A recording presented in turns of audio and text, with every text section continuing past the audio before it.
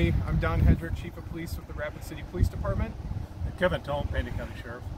So just going to give you a brief on what we know here this morning. Please keep in mind this is an active, ongoing investigation. We'll try to answer some questions at the end, but might not be able to answer every single one. So at about 4 o'clock this morning, officers of the Rapid City Police Department were working in the area of La Crosse and Waterloo and attempted to conduct a traffic stop on a vehicle in that area. The vehicle did not stop and continued to drive at a low speed. Shortly thereafter, a passenger jumped out of the vehicle and ran on foot, and at that point the vehicle continued to actively elude officers. At some point while officers were following the vehicle, the driver threw something out the window.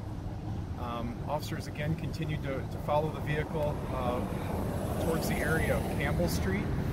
At that point they attempted to conduct a tactical vehicle intervention. It's something officers use to try and get a vehicle to spin out in a controlled manner.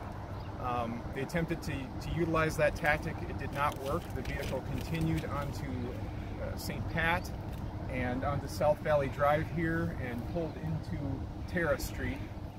An officer attempted to pin the vehicle, which means it was trying to approach the vehicle with the officer's vehicle to stop it. At that point, the vehicle spun, drove in the direction of the police officer. At that point, the officer fired several rounds at the car, fired several shots at the vehicle, and striking the driver several times. At that point, the vehicle stopped and the driver ceased any sort of action. We started to render aid to the driver and called for EMS to show up. The driver is female. She was transported to the hospital. It is being treated there. Alive at this point. I don't have a status update since then.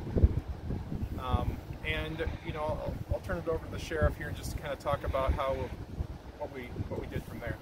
Yeah, and the individual that fled from the vehicle, he was not apprehended.